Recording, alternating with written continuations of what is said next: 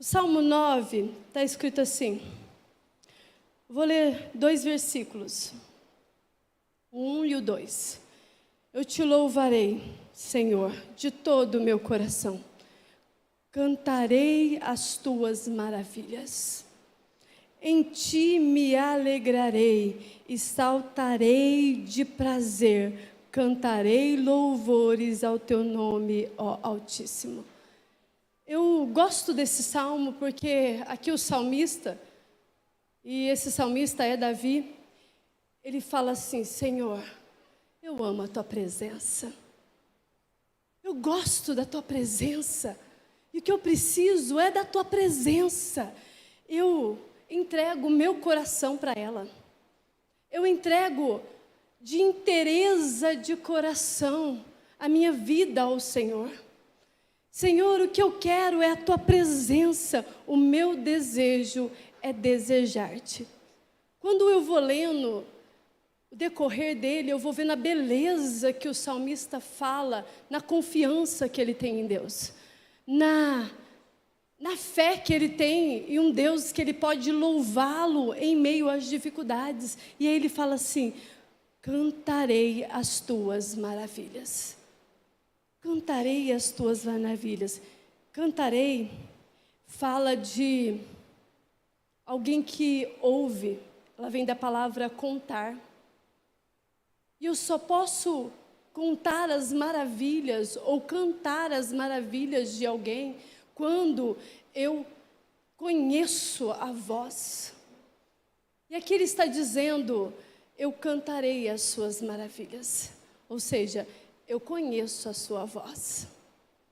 Eu conheço as coisas que você faz. Eu te conheço porque a sua voz, ela é sensível aos meus ouvidos e ela é conhecida do meu coração. Ela é conhecida do meu coração. Hoje eu quero dizer para você: abra os seus ouvidos para ouvir Deus. Abra também o seu coração para que você possa fazer assim como o salmista, cantar as maravilhas. Ou em outras traduções, contar as maravilhas do Senhor. Isso fala de quando os problemas eles vierem, porque eles vão vir. Nesse salmo ele fala assim: quando os meus inimigos vieram ao meu encontro, ele está falando de um modo como ele vivia, que era um modo de guerra. Ele era um guerreiro, então assim, o inimigo para ele era um exército do inimigo que viria. Mas para mim e para você, quando o problema vier, quando o problema acontecer, ele vai encontrar dentro de você um poder maravilhoso, algo poderoso em você, que é Deus. Por isso que ele está dizendo assim: não só encontrará a minha pessoa, mas encontrará o Deus que eu sirvo, encontrará o meu Senhor. Então, todas as vezes que o problema vir ter você, ele primeiramente vai ter que bater de encontro com o Senhor que você serve. Porque é Ele que te defende nos dias mais difíceis. Quando o inimigo bate na porta e fala: vou acabar com tudo. Quando o problema vem e desestabiliza tudo, aí ele encontra o dono do teu coração. Por isso que Davi está falando: eu contarei as suas maravilhas, porque eu sei quem você é. A promessa de que Ele está presente todos os dias. A promessa de que Deus se faz presente todos os dias. O Senhor te defende. O Senhor te defende. Guarda isso, a palavra de hoje para você é: o Senhor te defende. Amém? O salmista Davi, ele está nos ensinando sobre uma confiança em Deus, em conhecer Deus, em saber quem Deus é, em ser íntimo de Deus, em experimentar a proteção de Deus. E nada melhor do que falar de José. E eu estou falando de José do Egito, que foi o personagem que nós falamos semana passada. Esse personagem, ele expressa em toda a sua essência de homem de Deus uma confiança inabalável em Deus. uma fé de que Ele irá cumprir todas as coisas, crendo que Deus está no controle, mesmo estando uma bagunça. O chamado de Deus para nós é que eu e você seja cheio. Esse é o chamado dele.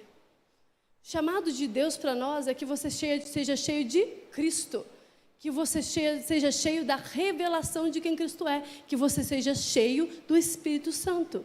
O chamado de Deus para nós é que você seja cheio dele, que você seja cheio do alimento dele, ou seja, da palavra dele. É ser cheio de Deus e ser cheio daquilo que ele tem para me alimentar todos os dias, que é a palavra, que é o poder da palavra. Então, o chamado de Deus para o ser humano é assim. E José teve muito bem a compreensão sobre isso. E ele era muito menino quando começou a história da vida dele. Que o Espírito Santo venha, nessa noite, compartilhar comigo e com você o que ele quer para esse tempo. Sabe assim, aquele momento assim que você fala assim, Deus, o que o Senhor quer da minha vida para agora? O que o Senhor quer para mim, para esse tempo que eu estou vivendo? Porque é um tempo que me deixa muitas das vezes acelerado, um tempo que eu não sei definir muitas coisas, porque são muitas informações e muitas vozes, mas Deus, eu vim hoje neste culto para que o Senhor fale comigo o que o Senhor quer para mim neste tempo. Ah, Senhor, o que o Senhor quer para mim neste tempo? Qual é o seu plano para este momento? Qual é, Senhor, o propósito para agora? Qual é, Senhor, a profecia para agora que o Senhor tem para mim? Qual é, Senhor, a medida para esse tempo? Qual é a medida? Gênesis 45, do verso 1 ao 5, está escrito assim: Então, José não se podia conter diante de todos os que estavam com ele. E clamou: Faze-te sair daqui a todo varão, e ninguém ficou com ele quando José se deu a conhecer a seus irmãos. E levantou a sua voz em choro, de maneira que os egípcios o ouviam, e a casa de Faraó o ouviu. E disse José a seus irmãos: Eu sou José. Vive ainda meu pai? E os seus irmãos não lhe puderam responder, porque estavam pasmados diante da sua face. E disse José a seus irmãos: Peço-vos, chegai-vos a mim. E chegaram-se. Então disse-lhe ele: Eu sou José, vosso irmão, a quem vendestes para o Egito. Agora, pois, não vos entristeçais, nem vos pese os vossos olhos, porque haverdes vendido para cá. Por quê? Para conservação da vida, Deus me enviou diante da vossa face. Oh, aleluia! A história de José, ela inicia quando ele começa a usar de um dom que Deus deu para ele. E eu achei muito bonito, e eu comecei a pensar sobre esse dom, eu falei, nossa, toda a história dele começa porque ele teve o discernimento de um sonho. Ele conseguiu, por meio de Deus, discernir o que seria, o que aconteceria lá na frente com ele. E tudo isso acontece dentro de um contexto familiar. José é um sonhador. E ele nasceu com um propósito definido em Deus. E ainda bem jovenzinho, aqui nessa época ele tinha por volta, segundo alguns historiadores, uns 16 anos. E ele era um menino que tinha uma reverência ao Deus do seu pai. E ele reverenciava ao Deus soberano. E bem jovenzinho, ele recebe esse dom. José é filho de Jacó, como nós sabemos, com esse dom muito especial, que era a capacidade de interpretar sonhos. Um dom, vou falar de um jeito bem compreensivo, uma ferramenta que Deus deu para ele viver o propósito que Deus estabeleceu para a vida dele. E aqui, nesse período de juventude dele, ele tem um sonho. E ele chega para o pai e para os irmãos e fala: eu sonhei um sonho assim. E aí os irmãos, devido a esse sonho, se rebela contra ele, porque fala assim: você vai mandar na gente agora? Você acha que você pode mandar na gente, o menorzinho de todos. Jacó, ele amava muito a sua esposa Raquel. Porém, ela era estéril e essa esterilidade trouxe muito sofrimento para o casal. E quando José nasceu, ela põe o nome dele propositalmente para que ela tivesse um novo filho. E o novo filho seria Benjamim, depois dele. Porém, aqui nesse momento, José é o caçulinha. José é o queridinho do papai e da mamãe. E isso já causava nos irmãos um grande problema. E José, na sua inocência, na pureza do seu coração, ele fala: eu tenho um dom. Eu estou parafraseando. Eu tenho um dom e eu sonhei com ramos de trigos. E os trigos se curvavam e os irmãos se rebelaram e ficaram com raiva daquilo. E o coração dos irmãos foi tomado de ira e ciúme, que eles desejam matar José. Isso foi pregado no culto passado. Matar José. E no meio do caminho eles falam: não vão matar não. Melhor a gente não matar, vamos parar com esse negócio de matar, que não vai dar certo, o papai vai sofrer muito. E aí eles decidem vender José. José, ele é vendido como escravo. E ele vai parar no Egito. E lá no Egito, na terra do Egito, ele permanece com o dom que Deus deu para ele. Ele começa a trabalhar de servo, de escravo, de servidor, de um homem muito importante no Egito naquele tempo, que é Potifar. E trabalhando lá, ele faz tudo muito diligentemente, ele é um bom servo, ele é um rapaz que tem uma visão diferente, e o ambiente prospera, e as coisas ficam legais, e o olhar maligno da esposa de Potifar, que era uma adúltera, ela olha para ele com um desejo de tê-lo. E a partir daí, começa um grande dilema, maior do que o José já estava vivendo. E essa mulher não consegue viver os desejos que ela tem com o José, e ela o acusa de abusador. E claro, né, gente, que eles iriam ouvir quem? O escravo ou a dona da casa? Claro que eles ouviram ela. E ele é colocado na prisão. E lá na prisão, ele revela novamente sonhos. Ele revela novamente sonhos.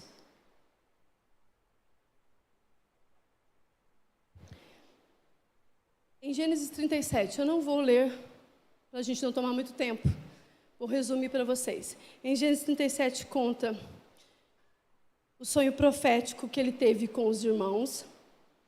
Depois, logo em diante, ele vai vivendo o processo de chegar até o Egito, que não foi nada fácil. José sonhou com os irmãos, com a honra dele. Mas ele não sonhou com a prisão. Sabe, irmãos, Deus, quando Ele faz uma promessa para nós, Ele fala assim: eu tenho um lugar de honra para você. Mas nós não somos avisados que pode vir prisões. Que pode vir prisões. A honra é a vontade de Deus. E eu quero que você entenda isso. A honra é o propósito de Deus para o qual José foi criado.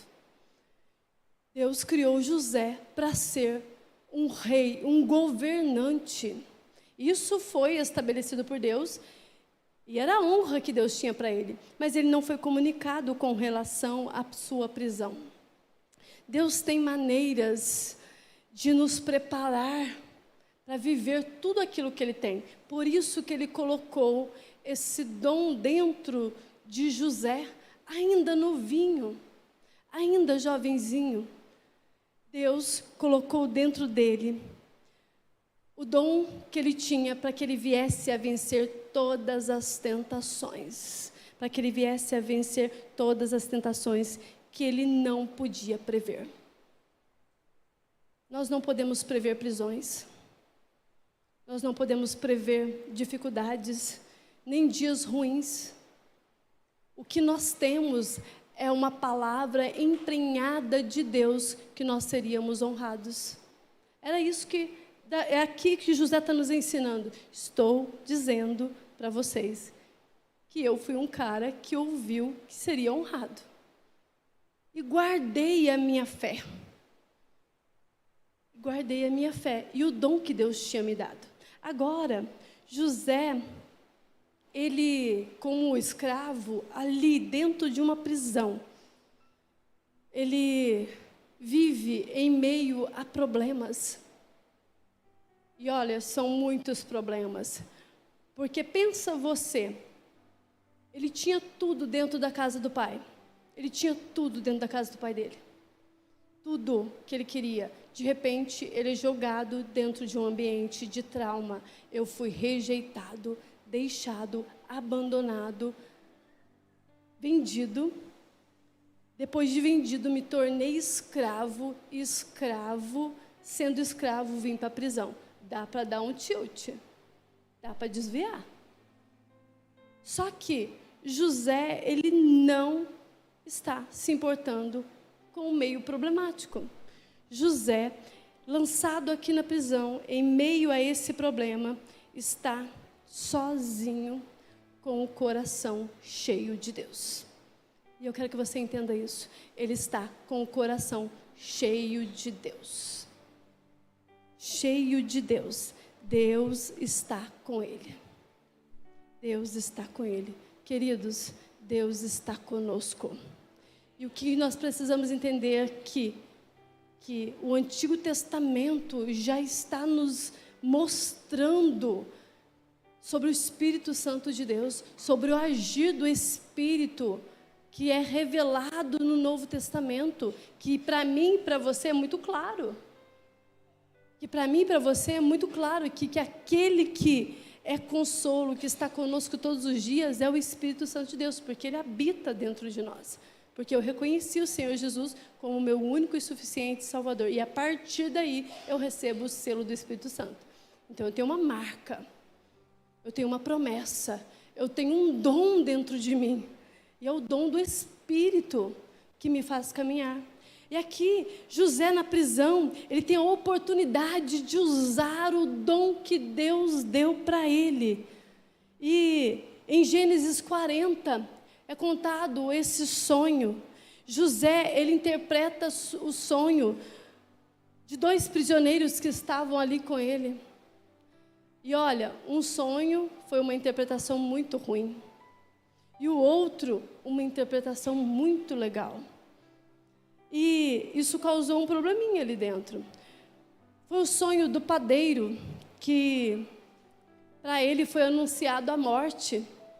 E o sonho do copeiro, que para ele foi, felizmente, anunciado a libertação e o recolocar dele no novo lugar, no lugar de volta que ele tinha perdido, algo que tinha sido roubado.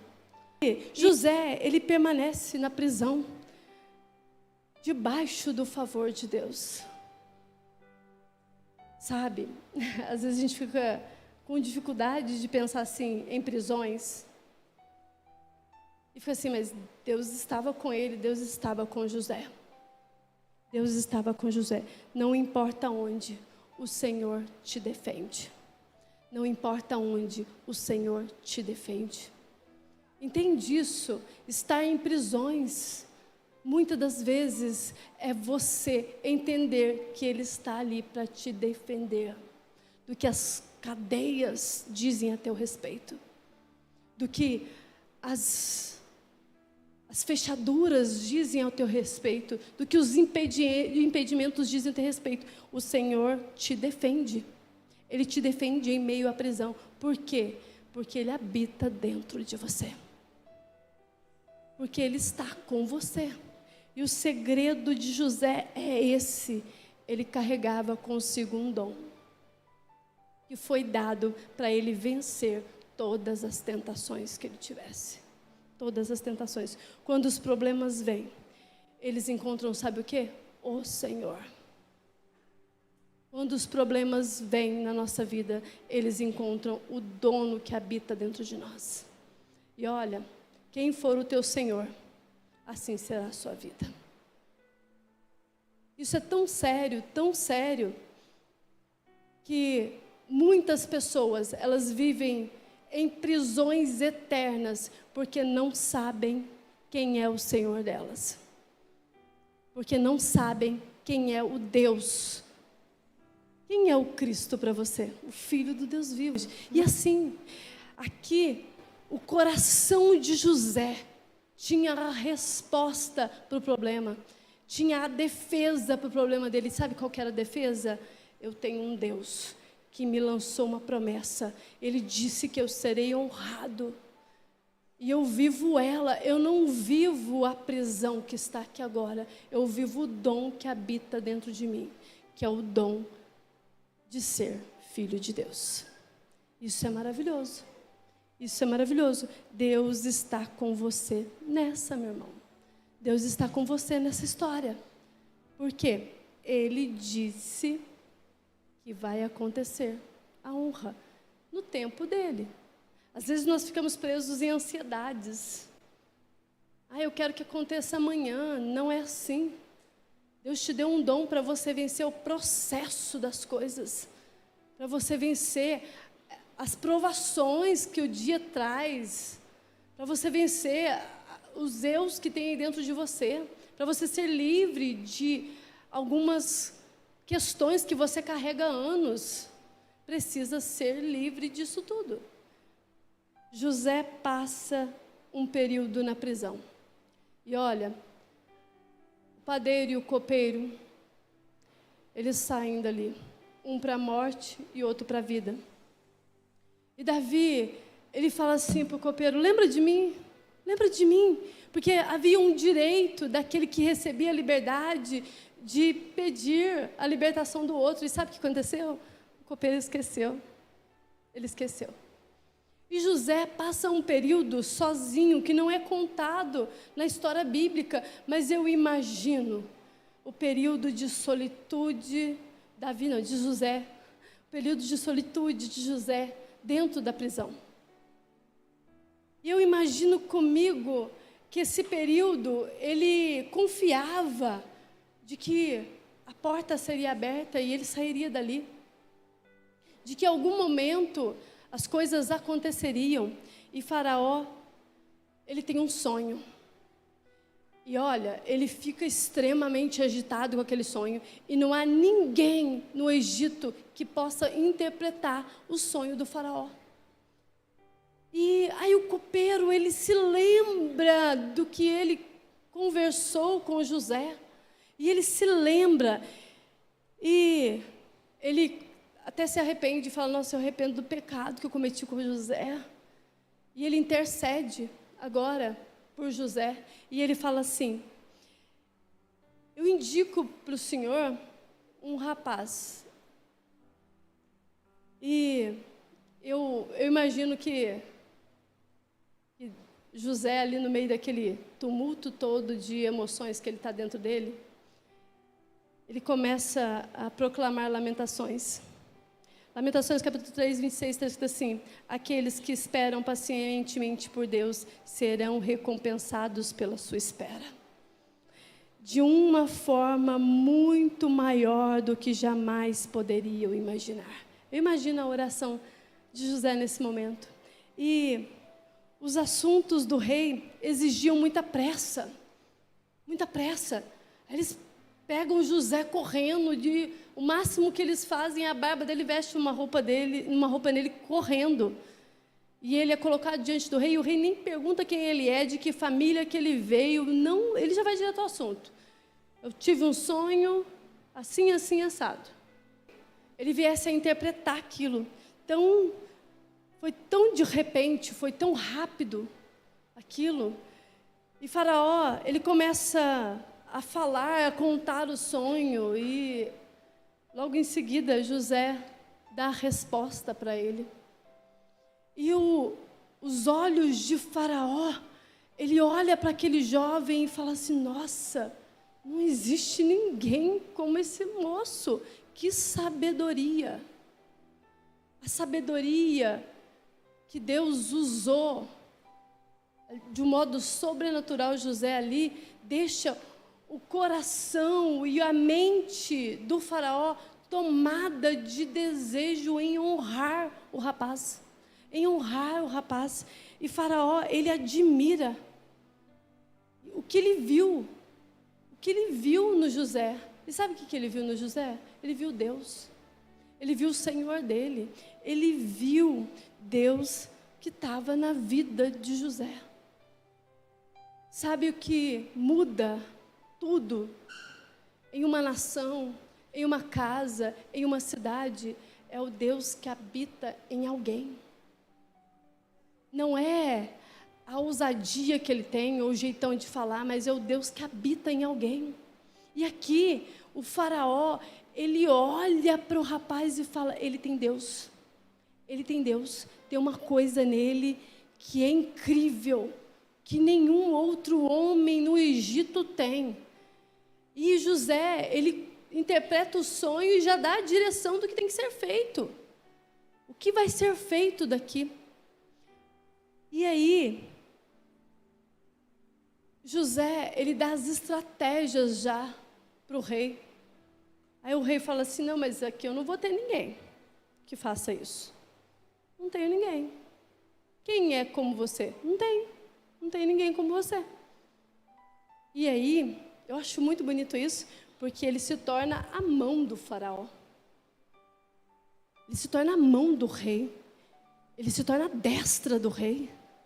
Ele se torna aquele que vai resolver coisas depois do rei. Ou seja, ele se torna o grande governante do Egito. Aquele que estenderia a mão para as nações. Aquele que traria resposta para as nações, não só para o Egito, mas porque havia uma promessa sobre a família de José. Ele carregava a herança do Deus de Jacó. Ele carregava a herança do Deus de Abraão, e será bendita todas as nações por meio de você. Você está entendendo o que eu estou falando? Você está entendendo o que eu estou dizendo? Que você possa ver hoje a promessa de Deus sobre você. E que o Espírito de Deus seja a luz resplandecente para os ambientes em que você está. Que as pessoas olhem e falem: existe algo diferente. Essa pessoa que não é como as demais. Não tem ninguém nessa cidade de Alfenas que tenha algo que você tem. A sabedoria que você tem, o discernimento que você tem, a direção que você tem. Não há ninguém. José é um homem em quem habita nele o Espírito Santo. E isto acrescenta nele uma grande excelência que qualquer outro homem não teria.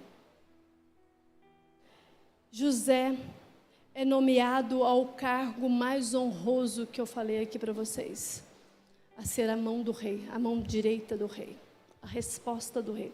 José, ele compreende que a trajetória dele não era sem desafios. Nessa hora ele compreende: a minha trajetória não era sem desafios, mas ela seria sem dano. Você está entendendo? A sua trajetória, ela tem que ser sem dano. Sabe essas coisas que você carrega de passado? Está errado, tem dano aí. A sua trajetória, ela tem que ser cheia de desafios, sim, porque eles existem, mas sem ser danosos para você. porque danos nos prejudicam a prosseguir. E agora José, ele se reencontra com os irmãos, com um passado que talvez seria o temor da vida dele, que talvez ele tivesse carregado por muito tempo. Até o nome dos filhos dele fala sobre isso. E aqui José, ele vê os irmãos. E olha, de verdade, de início, ele não se revela quem ele é. E ele faz uma prova com os irmãos. E aí ele fala assim: bom, vou deixar 3 de vocês aqui, acusando eles, como se eles fossem bandidos. Fica vocês aqui se vocês trouxerem o irmão mais novo, para ver o que eles fariam, o que eles diziam.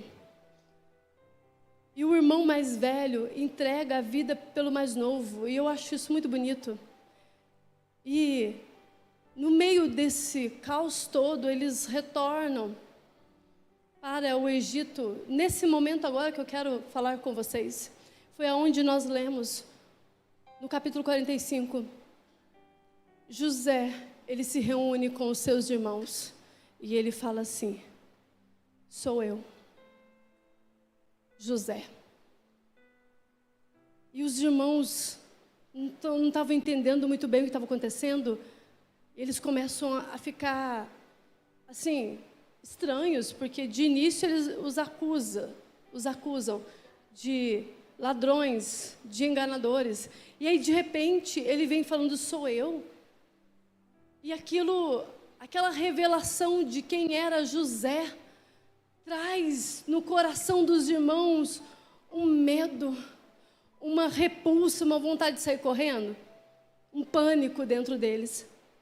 E quando José, ele revela quem ele é, ele chora e ele grita, que todo o Egito ouve a voz de José.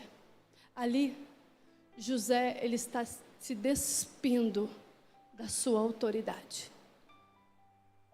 Ele está se despindo da sua autoridade para ser irmão. E eu quero finalizar essa ministração aqui com vocês, dizendo uma coisa. José é um tipo de Cristo. É um tipo, não é que ele é Cristo. Ele é um tipo de Cristo. Entenda, Jesus, ele foi rejeitado. Jesus, ele foi vendido. Jesus, ele foi acusado. Jesus, ele foi abandonado. Jesus morre na cruz por todos os seus irmãos. Por todos os seus irmãos, dando-se por pecador. Fazendo-se por pecador, Cristo se manifesta gracioso. Ele se esvazia da sua glória. Ele se esvazia da sua glória e se torna graça para mim e para você. Ele se torna gracioso para mim e para você. E sabe o que Jesus faz? Ele chora a dor da separação do Pai. Porque aqui, José, ele está chorando a dor da separação do pai, porque durante anos ele ficou separado do pai dele. E ele grita a dor da separação do pai e dos irmãos. E Jesus, ele grita e ele chora, dizendo o quão é difícil estar separado do pai. Por causa do pecado da humanidade. Entende isso? Lágrimas rolam no rosto de Jesus. Lágrimas rolam no rosto de Jesus. Jesus, quando ele foi se revelar a Paulo, ele diz assim, de um modo bem bonito: eu sou Jesus. E quando ele deseja consolar os discípulos, ele disse: eu sou. Ou seja, sou eu, não temas. Sabe quando você precisa de consolo? Jesus, ele diz para você: sou eu, não temas. Sabe os dias de prisão? Lembra, Jesus está lhe dizendo: não temas, sou eu. Nos dias em que os irmãos te rejeitarem, lembra de uma coisa. Jesus está dizendo para você, sou eu, não temas. No dia em que te separarem, te deixando sozinho numa cela de prisão, prisioneiro de ansiedades, de depressão, saiba de uma coisa, Jesus se revela a você dizendo, eu sou Jesus, eu sou Jesus. Seus olhos vão ver a glória do Senhor. Os irmãos de José ficaram assombrados, com muito medo, com muito medo. José chamou gentilmente, peço-vos, chegai-vos a mim. Sabe, Jesus, da mesma maneira, se manifesta desse modo comigo, com você, com o seu povo. E Ele nos encoraja a se aproximar dEle. Nos encoraja a nos aproximar dEle de todo o coração. Com um coração sincero, sabe? Se aproxime de Jesus com um coração sincero. Se aproxime dEle. José se aproxima dos irmãos para sussurrar que Deus destinou o bem. Foi Deus que destinou aquilo tudo. Não vos entristeçais, ele diz para os irmãos, nem vos pese os vossos olhos. Deus me enviou diante da vossa face. José está ensinando aqui agora que Cristo foi enviado para que a nossa face viesse contemplar quem Ele é. Viesse a olhar no espelho o reflexo do Pai, que um dia foi nos roubado na cruz, nos roubado no jardim do Éden, porque Satanás, ele rouba a imagem e semelhança. E agora Cristo, por intermédio da cruz, nos leva a reconciliar com o Pai. E diz para nós, eu reflito hoje em vocês a face. E hoje, irmãos, nós podemos, por intermédio de Cristo, estarmos assentados à destra do Pai. E sermos grandes governadores e darmos resposta para a sociedade, porque um dia Cristo morreu por mim, morreu por você, para cumprir o propósito de Deus estabelecido pelas nossas vidas, que é sermos reis e sacerdotes. Entende isso? Que essa palavra entre no seu coração. Deus não chamou José só para o Egito. Deus não chamou José para prover só a nação do Egito, mas para prover todas as nações. A resposta de provisão de Deus para as nações é pessoas cheias do Espírito de Deus. São pessoas cheias do dom de Deus, cheias do testemunho das manifestações poderosas que Deus fez na vida dele e através da vida dele.